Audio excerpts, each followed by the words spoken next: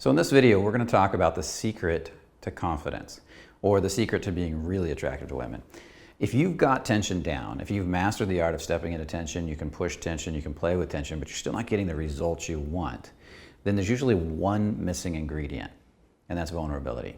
Now, I know a lot of guys hate hearing that. Oh, I don't want to be vulnerable. Vulnerable's needy. That's going to make me needy. And I'm going to say that couldn't be further from the truth. The most confident men in the world are truly vulnerable. Not needy, vulnerable. There's a huge difference.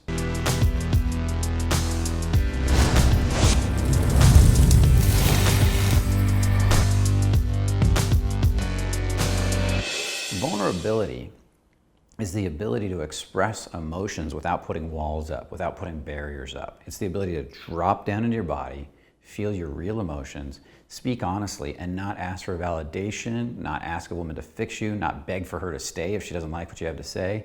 It's about being real in the face of tension, in the face of something big. Maybe you're telling her how you feel about her, but you're being real about it, honest about it. And at the same time, you're not asking her to stay. You're not asking her to love you back. You're not saying, please say this back, please stay in my relationship. Because that is the line between vulnerable and needy. So there was this woman I knew many years ago when I was first figuring all this out. And I was known for being needy, at least personally. I had always been needy. And I didn't know how to be vulnerable. And somebody explained this simple principle to me. They said, Brian, the problem is that you're always needy, but you don't know how to be real with a girl. You don't know how to be vulnerable. And I'd broken up with this woman. I really wanted to win her back. I really wanted to be with her. And I knew she liked me, but she had so many walls up to me and she was pulled back because I had hurt her. I was new to all this. I didn't know what I was doing. And I just got a little insecure. So I went to her one night with the full intent to get real. I didn't expect this to work, and it scared the living shit out of me when I went to do it. But I walked up to her and she was working in this little bar in the band. She was a musician. And I pulled her aside, and actually she was leaving, and I pulled her aside when she was getting in her car, and I said, look, I gotta talk to you.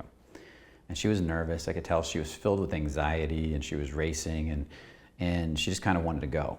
And then I said, no, I really need to talk to you. I wanna tell you something. It's important.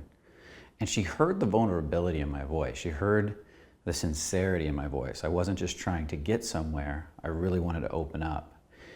And when she felt that vulnerability in my voice and in my heart, really, because that's where you feel it lower in the body, she suddenly stopped everything she was doing. She turned, looked right at me, and said, what? And she held that eye contact solid. She knew that that vulnerable moment was coming. She felt it in that moment, and she got really curious. And at that point, I looked at her and I said, I'm going to be moving away soon, and I don't know if I'll ever see you again. And I want to tell you before I leave how much you mean to me. I care about you a lot, and I want to know you more. I want to go deeper with you. I don't want this to be the end. But if it is, I can take it. I'm a man. But I have to tell you that before I leave, because you mean a lot to me. Now, I don't remember if those are the exact words. It was something similar like that, but I held that eye contact. I got rid of all nervous tics, all twitches, and I relaxed down in the front of my body. I let my heart open, and I was willing to have my heart stamped on. And it was really interesting what happened, because in that moment, she lit up. It was almost like she opened up to me. We ended up sitting down behind her car and talking for the next 45 minutes, an hour, about everything.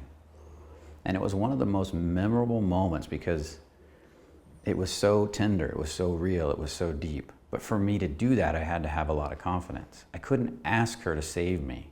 I couldn't say, please, we can work it out, let's work this out.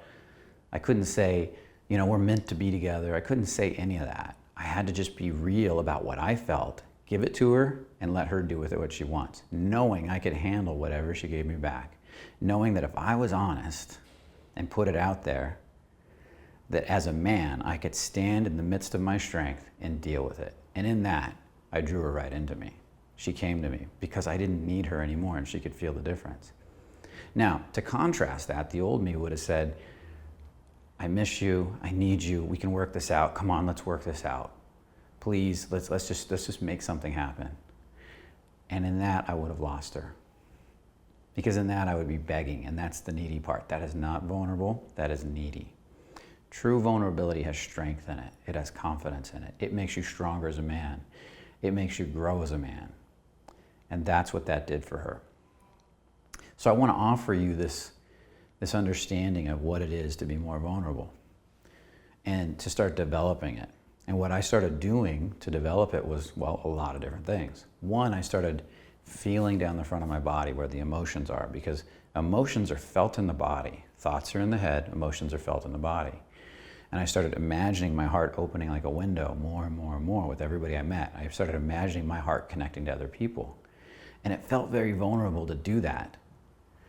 But it had a huge impact on the results that I had.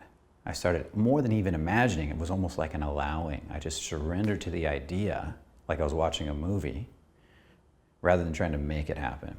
And in that, these interesting feelings started to stir in my body. I started to feel them. In reality, what's happening there is I'm putting my awareness down here in this part of my body where those feelings already are, and I'm becoming more aware of what I'd always been trying to shut off from, pull away from, and think about so much that I didn't end up feeling. So as I create that more awareness, I start to get more open. So number two, I started practicing being more vulnerable with people that I already knew as a way of kind of getting used to this. And I called up about 5, maybe it was a few more people that I knew, and I let them know how I really felt. These are people, as a guy, that I was not used to letting them know how I felt. And so I called up women in my life that I really cared about, close family members, friends, and I let them know how much they meant to me, for real, how much I cared about them. And it was really interesting when I did this, when I felt it in my heart and I made these phone calls, there was some crying involved. Some of these girls cried, they opened up back, because I wasn't used to opening up. And so it had this huge, profound effect on them. The next thing I did was I called some of my, some guy friends too, as part of those, the 5, maybe it was a little bit more, I can't remember. And I told them too. And there was one guy in particular that was really interesting, because I remember he didn't say much back. He just said, "Oh, thank you, man." And I didn't get the bigger reaction I got from everybody else, and I thought that was very interesting, but I just let it go, because that was the practice, let it go. But what I noticed was in the weeks to come, how his behavior towards me started to change. We seemed more bonded, more connected, he was more giving. And that was really interesting. So in this, I started practicing being more real with people. After that, I started thinking about stories from my life that were kind of vulnerable. Like the time I lost my first dog as a child was very sad. And I told that story to somebody. And I told them about what it felt like to lose my dog as a child. And it actually would bring up a lot of emotions because I was very bonded to this dog. And it may or may not seem like a lot to you, but it was huge for me. And it was interesting how people reacted when I tell them the story, because usually I didn't talk about it as an adult. And I had many other stories in my life. I started thinking about times I felt sad, or times I was happy and I felt beautiful, and there was these amazing moments in my life. And I started practicing sharing them with people. As a matter of fact, I made a list in a notebook. I listed about 30 different emotions or experiences, and I wrote down a memory from my life, almost like a little synopsis of a story where I experienced each one of those. And then I went out to share those stories with people I knew, people I was just meeting.